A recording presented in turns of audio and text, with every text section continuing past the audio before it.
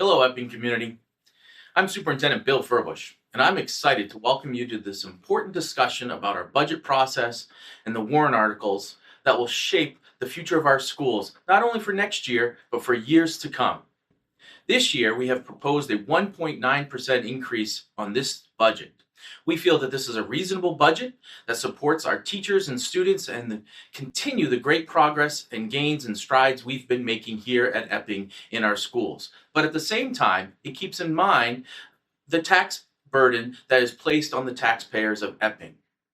In addition to this budget, we also have a collective bargaining agreement from our Teachers Association, and this warrant article has a 1.88% increase in the first year. This also supports our teachers, will help us attract and retain the highest quality teachers for our students. But at the same time, again, it keeps the reasonableness around the tax burden placed on the community. You will also learn about a citizens petition warrant article that has a potential to put future caps on proposed budgets.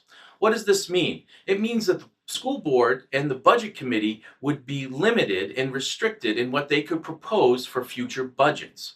As you can imagine, with any restriction or limitation on proposed budgets, it would have an impact on our students, not only for next year, but for many years to come.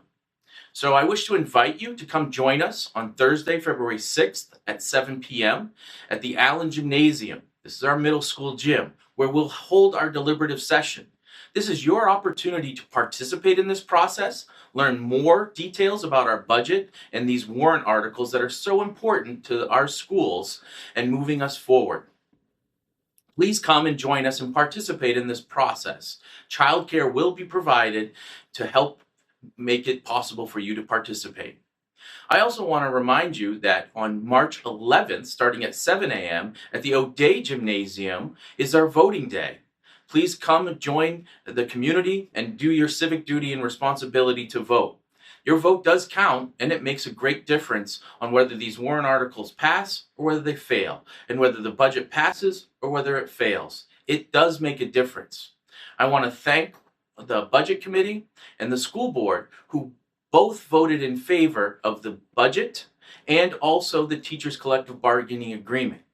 The school board, however, did not vote in favor of the citizens petition warrant article. They voted 5-0 not to recommend the citizens petition warrant article.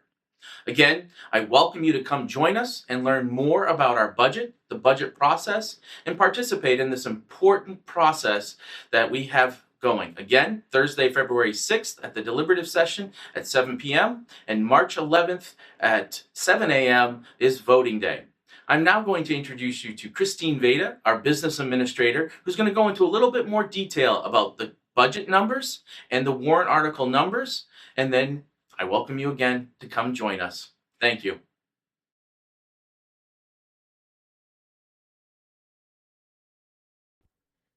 I'm Christine Veda, Business Administrator for Epping School District. I'm going to talk about the individual warrant articles that will be affecting the budget for the 25-26 school year. Article 1 is our Teachers Collective Bargaining Agreement. This is a 3-year agreement. In year 1, which is our 25-26 budget, the increase is $481,552. The board recommends this article 5-0, and the Budget Committee recommends this article 8-2. Article 2 is a special meeting for defeated Article 1. If this article was to fail, this allows the school board to reopen the negotiating for cost items only. The board recommends this article 5-0. Article 3 is our operating budget. This year, our budget is $25,338,146. The board recommends this 5-0, and the Budget Committee recommends this 8-2. Our operating budget represents a 1.9% increase over the 24-25 budget. What makes up this number? Our operating budget is $24,275,804. We also have two funds, which are our grant money and our food service funds. Our grant money is $531,189, and our food service is $531,153. Both of these funds are received back in revenue and have a zero impact. However, they must be included in our total operating budget. If this budget was to pass, our new tax rate would be $19.45 estimated. Your current tax rate is $18.79. This represents a 66-cent increase. Now let's take a look at our operating budget and see where those increases are. Our main driver in this is our transportation. Transportation has a $220,641 increase, as well as our student service tuition. This number is $187,223. These are our two main drivers in our budget this year. Article 4 is to add to our building ground capital reserve fund. We use this fund to help offset costs that we might need to improve our building and grounds. This year we'll be asking to raise and appropriate the sum of $400,000 to be added to this fund. There is no money that comes from taxation. This money is used from end of the year surplus. The board approves this 5-0, and the budget committee recommends this 7-3. Article 5 is a petition warrant article. This article is to cap our budget at $24,000 per pupil cost times the average daily membership that resides in our Epping School District as of October 1st. This vote does require a 3/5 majority vote. The board voted 5-0 to not recommend this article. Let's take a look at these numbers. If this article was to pass at $24,000 per student, with our current enrollment as of October 1st, 2024, we have 884 students. This number would come to $21,216. Our proposed budget of $24,275,804 would need to be reduced by $3,059,804. Where could this money come from? Well, we could take this from approximately 15 to 20 position cuts, a loss of class offerings, a loss of athletics offerings. We would also have to reduce supplies, books, and possibly reduce our busing. Things that can't be touched are things like utilities, contractual obligations, bond payments, and the required basics to be a school. We also would not be able to reduce our special education services and our placements. This could have a large impact on our educational needs.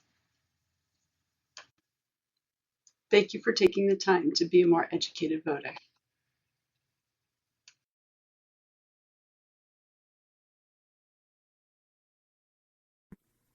Hello, my name is Landon Tumar, and I'm the Senior School Board Representative.